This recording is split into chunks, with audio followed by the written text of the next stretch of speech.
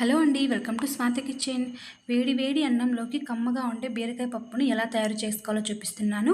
ముందుగా కుక్కర్లోకి 1 కప్పు వరకు కందిపప్పుని తీసుకొని 2 సార్లు శుభ్రంగా కడిగి తీసుకోండి. ఇందులోకి 2.5 కప్పు వరకు వాటర్ని వేసుకోవాలి.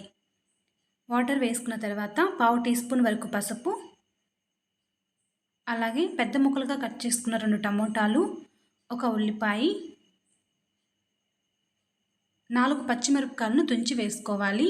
1 టీ స్పూన్ ఆయిల్, 2 రెమ్మల కరివేపాకు వేసుకొని మూత పెట్టి 6 విజిల్స్ వచ్చేంత వరకు పప్పుని మెత్తగా ఉడికించుకోవాలి. ఈలోగా మనం బీరకాయని కట్ చేసుకుందాం.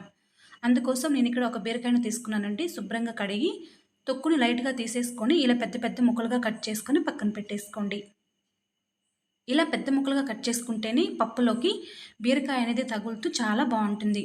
ఈలోగా పప్పు ఉడికి ప్రెజర్ మొత్తం పోయిన తర్వాత పప్పు గుత్తుతోటి పప్పుని ఇలా బాగా మెత్తగా ఎనుపుకోవాలి.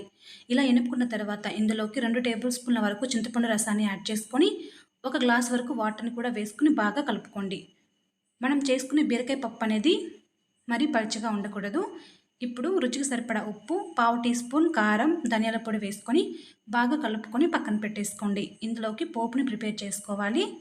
అందుకోసం స్టవ్ మీద గిన్నెని పెట్టుకొని 1 టేబుల్ స్పూన్ ఆయిల్, పావు టీ స్పూన్ చొప్పున ఆవాలు, జీలకర్ర, మినపప్పు, శనగపప్పుని వేసుకోవాలి. 3 ఎండుమిరపకాయలు కూడా వేసుకొని పోపుని బాగా వేయించుకోవాలి. ఇవి బాగా వేగిన తర్వాత కచ్చాపచ్చాగా దంచుకున్న 6 వెల్లుల్లి రెబ్బలు కూడా వేసుకొని బాగా వేయించుకోండి. ఇలా బాగా వేగిన తర్వాత సన్నగా కట్ చేసుకున్న సగం ఉల్లిపాయను కూడా వేసుకొని ఇలా బాగా వేయించుకోండి. బాగా వేగిన తర్వాత 1 రెమ్మ కరివేపాకు, బీరకాయ ముక్కలు కూడా వేసుకొని 4 నిమిషాల పాటు లో ఫ్లేమ్లో బీరకాయలను బాగా మగ్గించుకోండి. మధ్య మధ్యలో కలుపుతూ ఇలా బాగా మగ్గించుకోవాలి.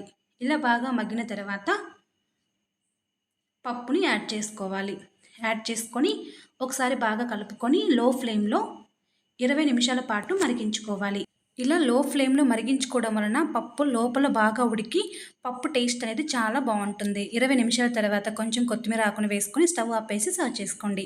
అంతే అండి, బీరకాయ పప్పు అనేది రెడీ అయిపోయింది. Thanks for watching.